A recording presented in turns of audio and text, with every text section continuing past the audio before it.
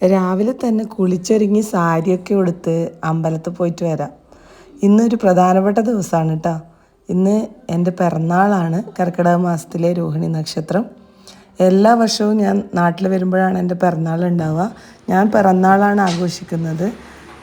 ഇപ്പോൾ എല്ലാവരും date of ബർത്തൊക്കെയാണ് ആഘോഷിക്കുന്നത്. പക്ഷെ എനിക്ക് പണ്ട് മുതൽക്കുള്ള ശീലമാണ്, കുഞ്ഞിലേ ഉള്ള ശീലമാണ് പിറന്നാളിന് അമ്പലത്തിൽ പോവുക, അമ്പലത്തിൽ പായസം കഴിപ്പിക്കുക, പുതിയ ഡ്രസ്സ് ഇടുക. ഇതൊക്കെയാണ് പണ്ട് ചെറുപ്പത്തിലുള്ളത്.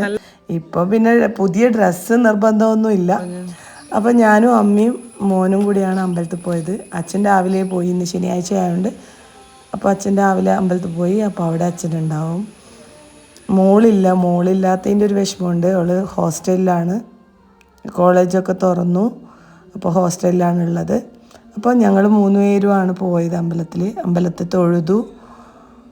പിന്നെ പായസമൊക്കെ വാങ്ങിച്ച് തിരിച്ച് വീട്ടിലേക്ക് പോകാമെന്ന് വിചാരിക്കുന്നു. പ്രസാദവും കിട്ടി.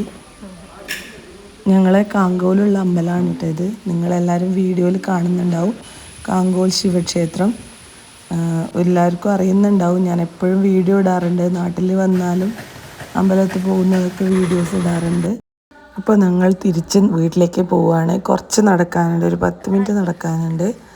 അപ്പോൾ ഞാനും അമ്മയും കൂടെ തിരിച്ച് പോവുകയാണ് വീട്ടിലേക്ക്.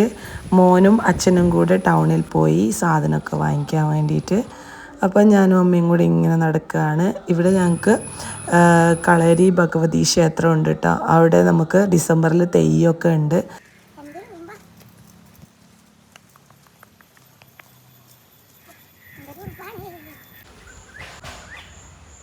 ആണ് കളരി.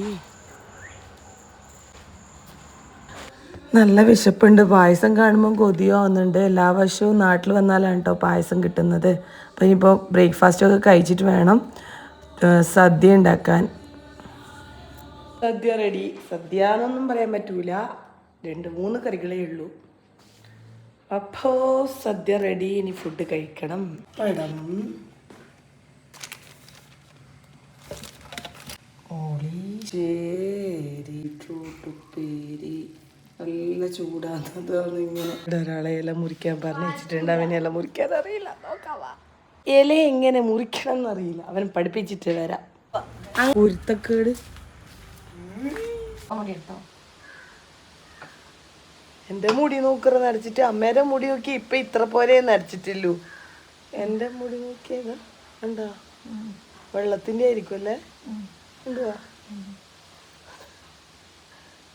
അമ്മേൻ്റെ ഇതാ ഇവിടെ മാത്രമേ നനച്ചിട്ടുള്ളൂ. ഇതണ്ട.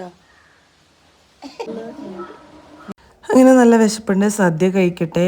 എല്ലാവരും സദ്യ കഴിക്കുവാണ്. ഞാനും സദ്യ കഴിക്കട്ടെ. അപ്പോൾ ഇത്രയേ ഉള്ളൂ വീഡിയോ. അപ്പോൾ അടുത്ത വീഡിയോ വരുന്നവരെ ബൈ ബൈ, ടാറ്റാ.